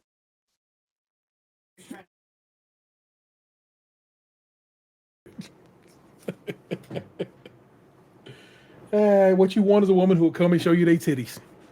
You want that in life, people. So So I was arrested about 6 months ago in the great state of Florida for the crime of underage drinking. My friends and partner, they are in quotes, is why I quote them, were all released on tickets while I spent about 3 days in the county for my arraignment because I was booked as a doe because I wouldn't give the police my name. Children are so stupid. That's not really in dispute here. But the issue is that I was out of contact with my family for those 3 days, and they were very worried. I spun a story about losing my phone. The whole thing really messed up my life, and I decided not to go back to college and to instead return home, find an alternate university to pursue my education. A few days ago, a letter came to my parents' house from the court about my case's disposition. I stupidly put their address down. You are right. Stupidly is the word there. Again, I'm saying children's brains ain't developed, man. And they found out everything that had happened and that I was in jail. They were very upset with me as my sister, and as was my sister, that I didn't tell anyone. And I'd like to know, this is how this is written. So so don't worry about it. And I'd like to know I was the asshole for not telling my family I was arrested. I think he would like to know, but he wrote it like, I know I'm the asshole. I feel like I shouldn't have to because it's my private legal matters. Is this kid an asshole for not telling his folks he got arrested? See, I don't think he is. Leaving them hanging when they're worried about you for 3 days, that could be kind of tough. But like, it's a tough one because he left his parents hanging. But like he said, and like he correctly said, it is his business, his private legal matter. If he's an adult, because you're between 18 and 21, you can get busted for underage drinking and still be an adult. That's really nobody's business. I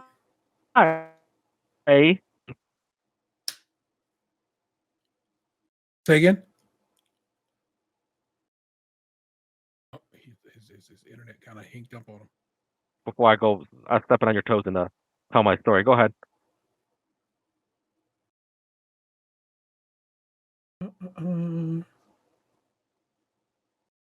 Refresh. See if when you hear this, because I can see that you don't have any bars on it. Refresh right quick and see if it helps the cause.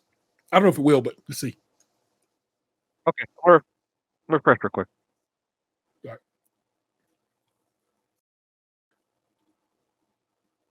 I don't like how it zooms in. You get that like it's T right there, big as day. Oh my gosh. The Starlink was being a real biggity bitch to my man's here, but here it says he's back. Let me just add him to the stream. All right. You're about to tell a story. Tell it while the internet's hot. Okay.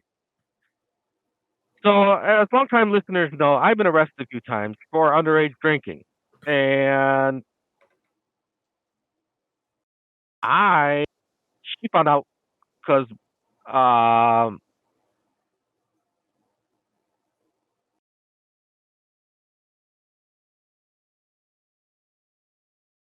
and I never was an opportunity for me to say like, oh, by the way, I've been arrested a few times for underage drinking. So I didn't tell her, and she didn't know what underage drinking and ran homeless, unhoused. Sorry, I thought we call them unhoused. Unhoused people. I don't know. Was I an asshole? Maybe a little bit. I mean, this is a person I was committed to, and I'll go ahead. Oh, I want you to know none of this story has every bit of it was broke up. I'm going to assume you never told your wife that you had been arrested for underage drinking, so she was shocked to find out you had been arrested at any point in time. I don't feel like it makes you an asshole for having not shared that with you because, of course, that does not come up, and people don't go sharing. I was arrested once for underage drinking. It's not really a sing-songy kind of situation. It is a good podcast story, though, so I don't know. We were dating for a while. Yeah, Yeah. So, when that came up. were you engaged yet or still dating? Still dating. Yeah, fuck no. You're good. And of course you know that already. So I tell Gabe you're a regular. And of course it stands to reason that of course I'm always going to be on his team in situations where it's like him or his wife, unless he is really fucking up, which is quite possible. It's going to be rare that I don't just vote for my homeboy. It's my homeboy. Oh my god. Let's take a quick peek at the comments, see if anybody says something. Here we go. You're the asshole. Underage drinking, not the end of the world. Then being a tough guy with the cops and getting thrown in jail and finally lying to your own family about it. Ha ha ha. The OP responds, me going to jail? Funny. Also, I wasn't tough with them. I just refused to answer their questions or assist them, which is correct. Yes, going to jail is absolutely hilarious because it's clear how much of it was self-imposed by your own stupidity. Somebody responds, at some point, I'm going to be watching a body cam video and be like, why does this sound so familiar? Oh, right, that Reddit asshole. Here, I'll keep reading for a little bit. Next person says, you made it 100%. Talk about him. Yeah, you made it 100 times worse for yourself by doing that. You went to jail and your friends were released because you were childish and they cooperated. And my man responds, I am not required to incriminate myself. I feel bad I didn't tell anyone, but at the end of the day, it happened and I'm not sorry for being arrested. Because you shouldn't be. Because it's bullshit to be arrested because you wouldn't tell these fuckers your name. For underage drinking. Don't take anybody to jail for underage drinking. Get them fuckers home and keep it moving. God. Yeah, give him a citation. Let it go. I got dressed in orange jumpsuit for underage drinking. That's how serious they took it where I got busted. Yeah, that's whole shit. And they fucking know it. This person says, I got an MIP in California, one of the strictest straits for MIPs. I don't know what that is. Minor in possession, probably. It's now expunged from my record because I cooperated. You screwed yourself.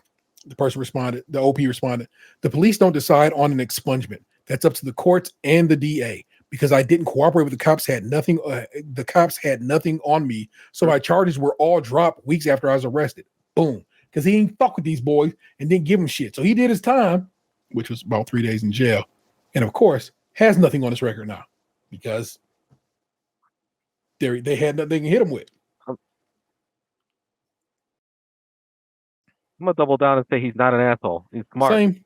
I at first was kind of like, oh yeah, you fucking whatever. Not being in contact with your family for 3 days. I go long periods of time without talking to my mama. Definitely more than 3 days. So, and one more for the OP. I don't plan on seeking an expungement. It's a waste of money, and I did nothing wrong. Anyone who looks me up can see the state drop the charges. Is my life supposed to stop for weeks and months after this one thing? I like that he's fighting a good fight in the comments too. Word up, little man. No, you're not an asshole. You're fine. That's your business, and you can keep it to yourself. Peace to the gods.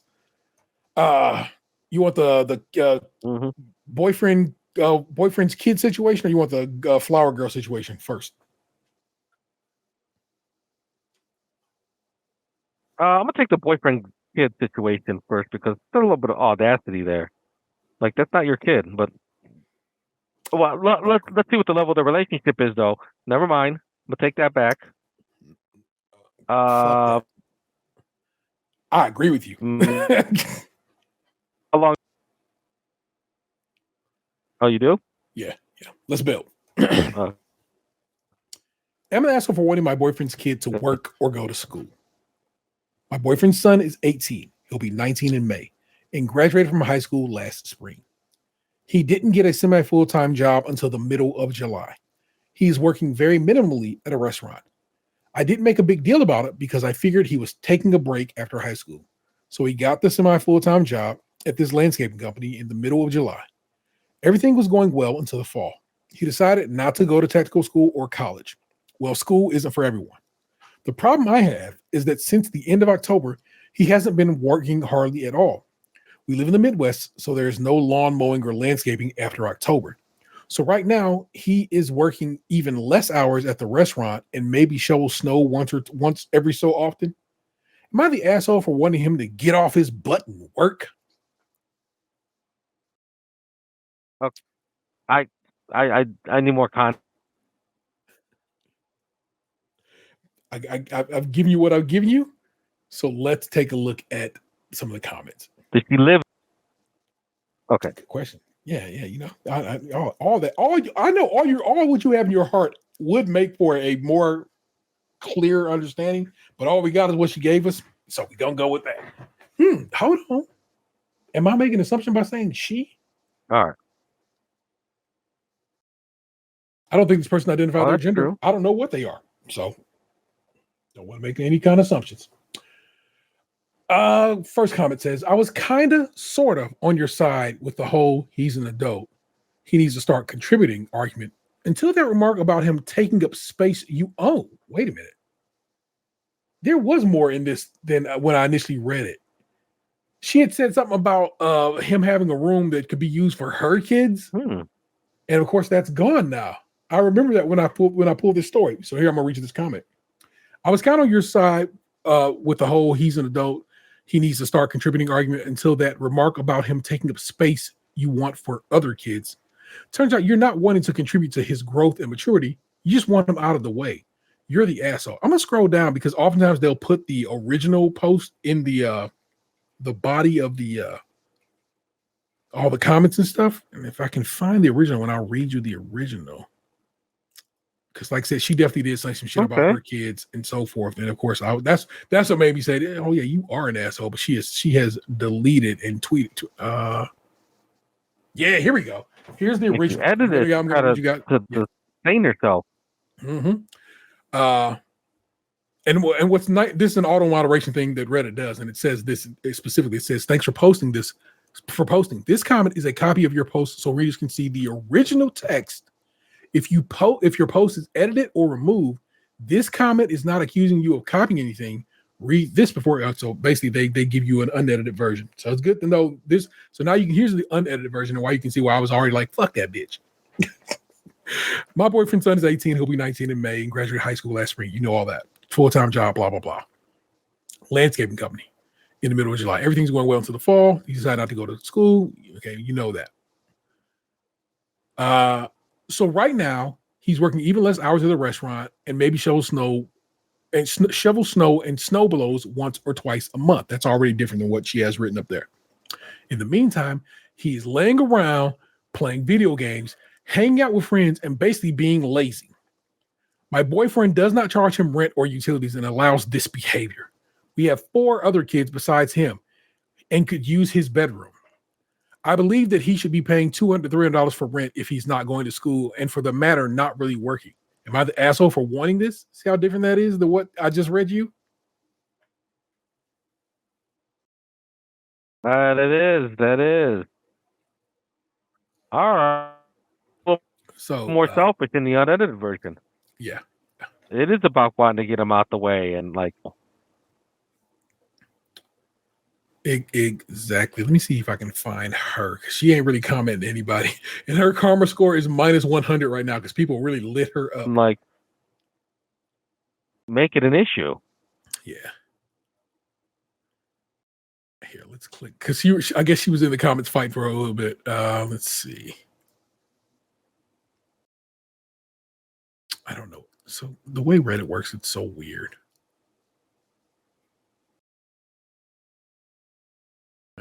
Does anyone know how much groceries cost for a family of 7? I also pay all utilities. It's not like I'm sitting over here not paying anything. Okay, that's one thing. I was in college full time and working part time. I worked 40 plus hours a week. Okay, so that was your life, not his. Anyway, yeah, you're an asshole. It's relatively easy to see. So simply not going to even care about that. Last one. Am I the asshole for making my cousin my flower girl? I, 28, it says 28 a.m. No, 28 am engaged. Then, okay. I, 28, am engaged to Peter, 30, male. I don't have any nieces or nephews on my side of the family, but I have lots of younger cousins. My fiance has one niece, Alyssa, 5, and one nephew, Sam, 3. They are brother and sister. My fiance and I are both very close to our families. We agreed I would choose my bridesmaids and flower girl, and he would choose his groomsman and ring bearer. He chose his nephew Sam to be his ring bearer, and I asked my little cousin Madison, 3, to be flower girl. The trouble came on New Year's Eve when I went to spend it with his family. Alyssa told us she was so excited to get her flower girl proposal since her brother got his ring bearer one. Peter just looked at me and said, I think we have a different special job for you that day. She instantly cried. We didn't see her the rest of the night, and she was so upset I felt awful. I know the obvious fix would be 2 flower girls, but we don't want a second flower girl or a second ring bearer. Multiples are harder for pictures to get the kids to all cooperate. I thought about making her a junior bridesmaid, but she's so little they don't make a matching dress. My fiance thinks I should have considered that when he said he wanted to make Sam the ring bearer. Your fiance is an asshole. So am I the asshole? Update: we are not having 2 flower girls. We are having our 1 flower girl, my cousin. In my opinion, no, this person is not an asshole. Exactly. Not the asshole. The girl's parents should have navigated the situation. Go on.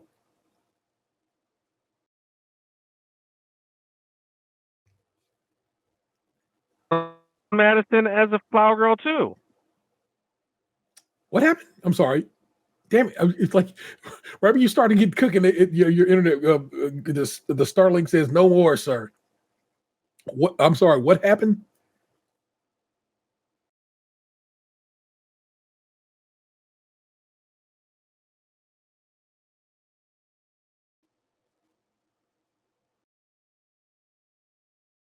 Here, you know what I'm going to do? I'm going to call Gabriel and just have him tell this story so we can have the clarity of this story told to us.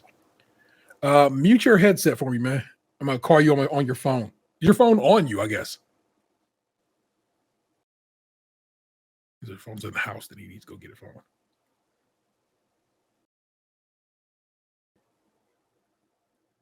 Oh, here. Yeah, I'm going to call you then.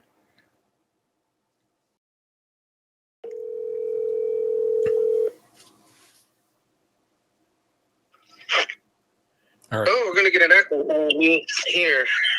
Well, no. That's why I said mute the headset. Okay. All right. Yeah, I'm sorry about the technical difficulties. I'm blaming Elon Musk. Oh, for sure. So we can really relate to this one. It was just a quick thing. On our wedding, my wife picked her cousin Madison to be the flower girl too. I didn't have a problem with it. Was there any beef or anything like that? Was somebody trying to be salty about it? No, I mean, and I don't understand. That's why I don't understand what's going on here. He entered the agreement, and he's like, "Yeah, I agree with you. The fiance is an asshole." Yeah. Looking at that dude sideways the rest of his days, I'm telling you that shit. Yeah, you already agreed. She gets to pick. She picked her little cousin. And like you said, the parents should have said, hey, sorry you didn't get to get picked. Then not everyone's going to get picked to be in part of the wedding. And it's going to upset everybody, but it is what it is, man. Facts. Can't please everybody. Yeah, exactly the case. Well, there you go, people. That was our Emma the Assholes for the week. As you can tell, a good selection, a solid selection, and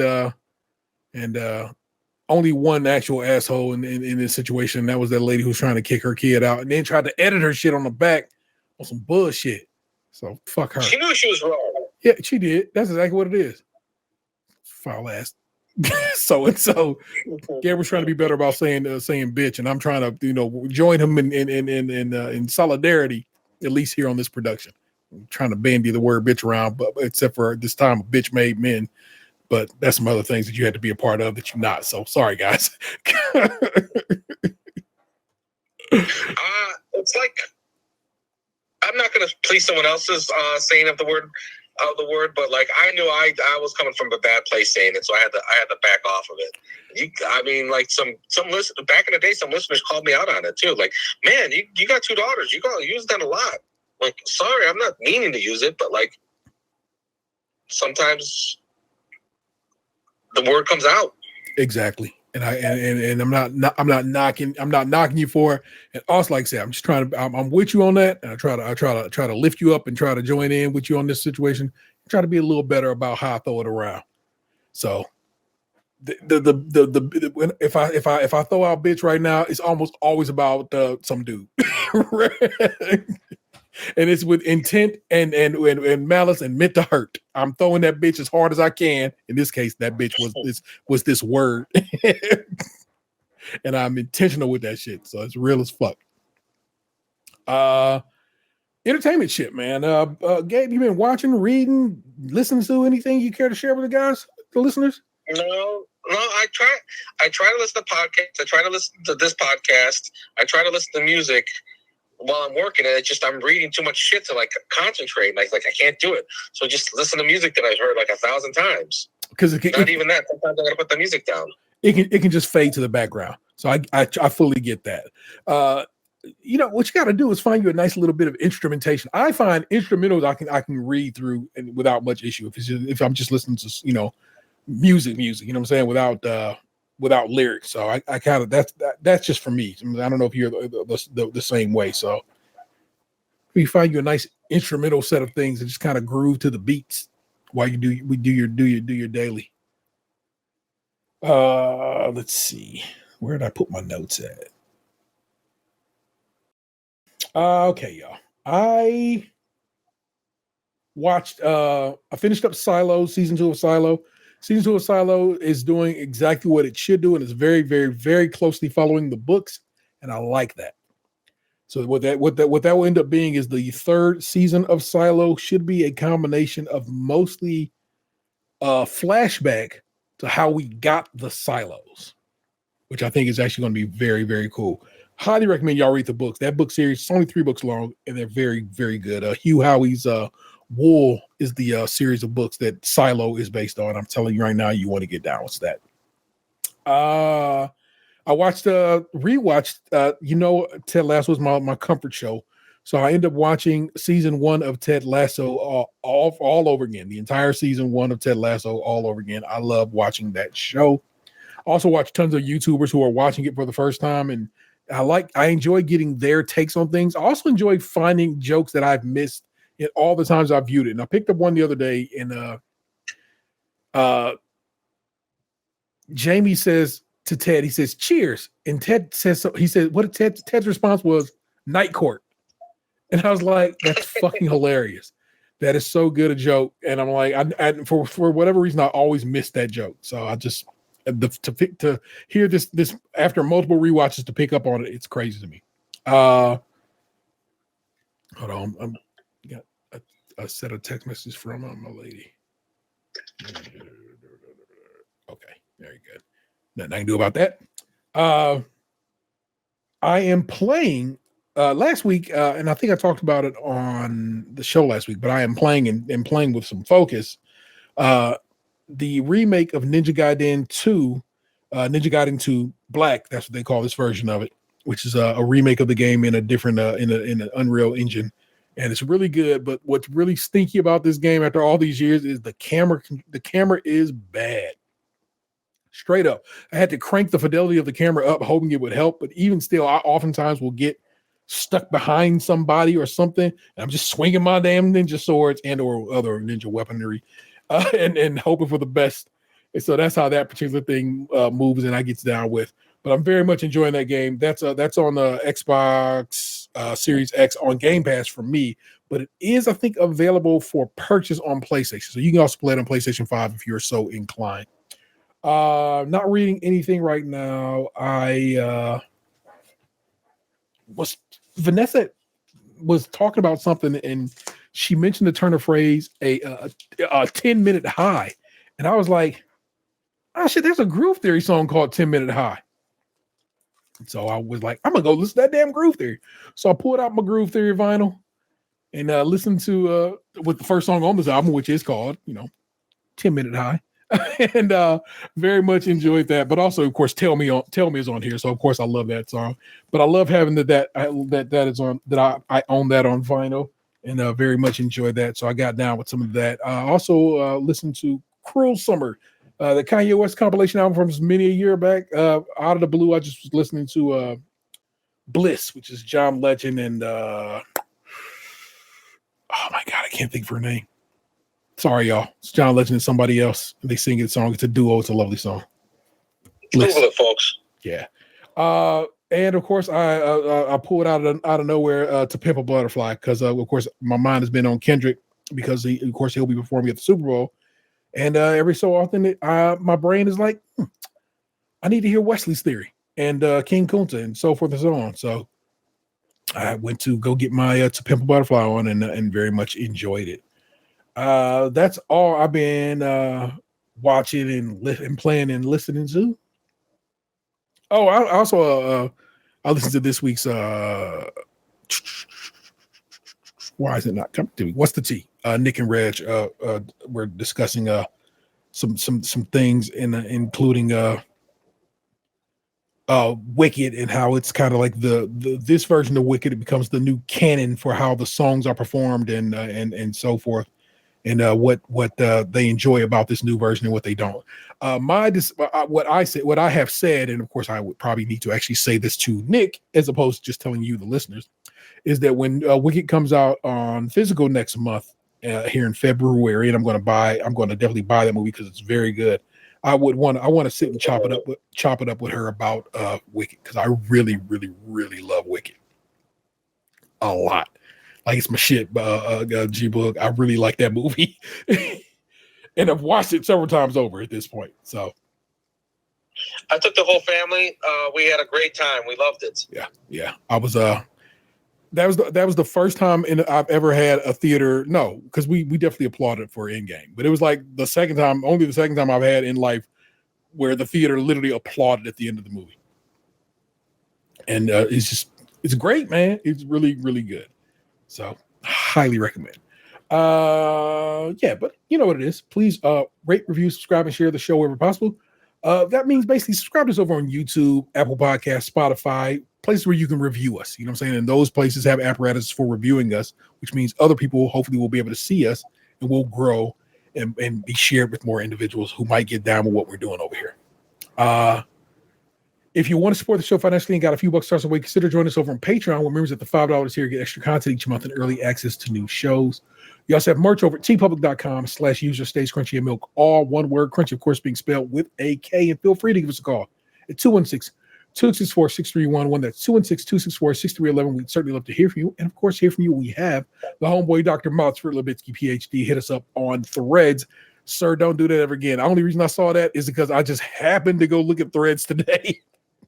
And I was like, oh, shit, look, my man's hit me up over there. If you want to hit us up, it's Blue Sky and Blue Sky only. I do not fuck with Threads, and I'm never going back to Twitter.